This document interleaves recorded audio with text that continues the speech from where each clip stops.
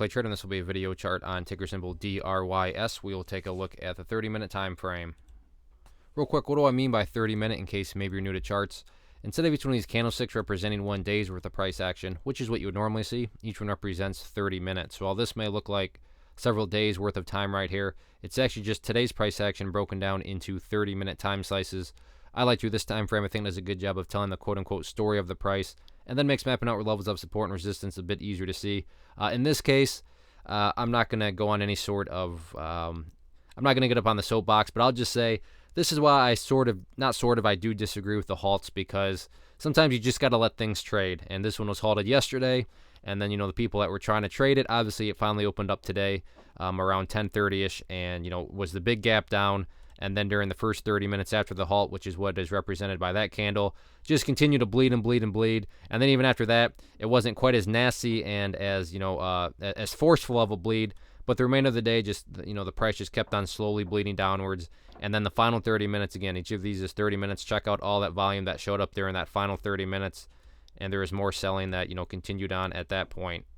So in regards to kind of what's going on at this point, really,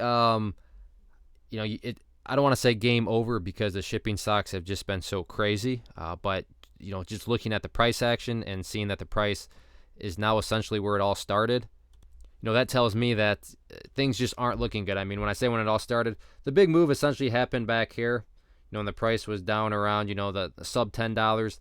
And sure, the price isn't quite down that low, but now it's broken down below that pink line there, which is the 200 period simple moving average, very important moving average. And, it closed with all that volume. So, and this is by no means, I'm not sitting here thinking I'm making some bold prediction or bold forecast or anything, but I would not be shocked at all to just see the price continue to drift downwards.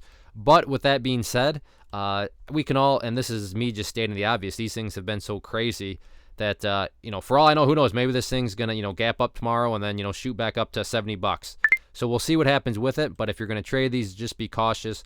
But at this point, it's looking like, the shipping party game is over. DRYS was leading the way, and now it seems to be leading the way back down, but gave up a whole lot of gains today.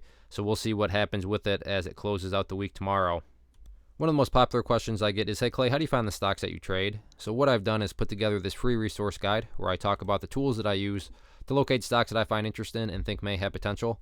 So if that sounds like something that could add value to you as a trader, then by all means, click right there to get access to the guide. The guide itself is very short and to the point, and like I say, it is free. Thanks for watching. Have a good one.